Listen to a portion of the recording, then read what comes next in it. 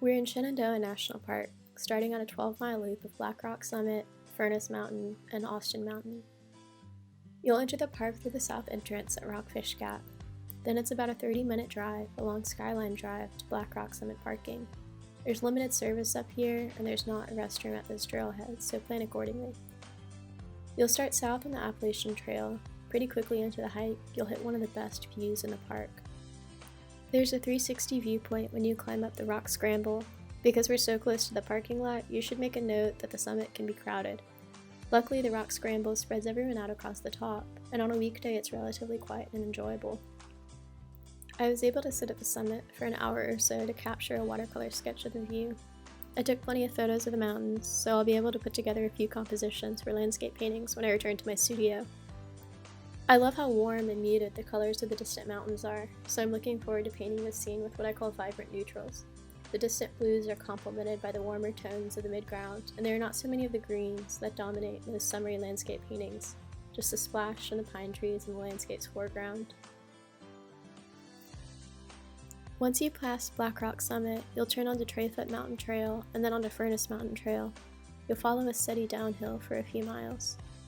I try to make a point to notice the trail's details, the dappled sunlight across the brittle leaves, the bright lichen splattered on the stones.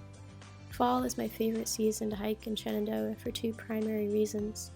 At the higher elevations, most of the leaves have fallen, so you have access to beautiful mountain views through the bare trees. And as you drop to the lower elevations, the foliage is just hitting its peak color, so you can enjoy the vibrant reds and yellows. There's a half-mile spur trail for Furnace Mountain, and it's a worthwhile detour. Because this viewpoint is a few miles from the road, it's uncrowded and quiet. If you're going to make this hike into an overnight, there's an awesome backcountry camping site near the Furnace Mountain summit. It's a sunny day in November, and I've packed a few layers. I'll stay warm as I'm hiking, so I'm wearing shorts and a short sleeve shirt, but I have both a light puffy and a rain jacket in my pack. Whenever hiking alone, or for more than just a few miles, it's really important to plan for the worst case scenarios, getting lost or getting injured. In the autumn and winter months, it's especially important to pack a few cold weather items and a headlamp in case you're out past sundown. Before I started my hike, I checked the time for sunset, about 5 p.m. in November. I'm starting out late in the morning, so I know that I need to be very intentional about getting back to my car in time. I'll take advantage of the downhill and speed up my pace a bit. There's a stream crossing at the bottom of the Furnace Mountain Trail. Even compared to the dramatic mountain views, this is actually one of the most beautiful moments on the hike.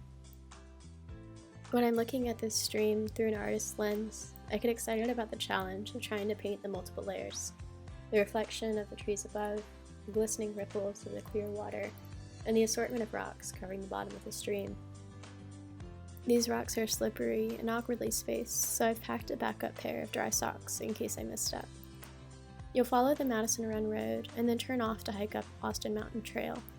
This climb out of the valley is the most difficult piece of the loop, and the first uphill mile is the steepest. Stay optimistic, because the difficult slope quickly becomes a gradual uphill along the Austin Mountain Ridge with lovely views through the trees. At this point of the hike, I'm getting tired, so it's good to know that the trail is smooth from here to the finish. Once you reach the top of Austin Mountain, you'll turn onto the Appalachian Trail heading south, and this will take you along the ridge parallel to Skyline Drive and back to the parking lot. The perk of ending at the higher elevation means that you'll witness the beautiful sunset right as you're concluding your hike.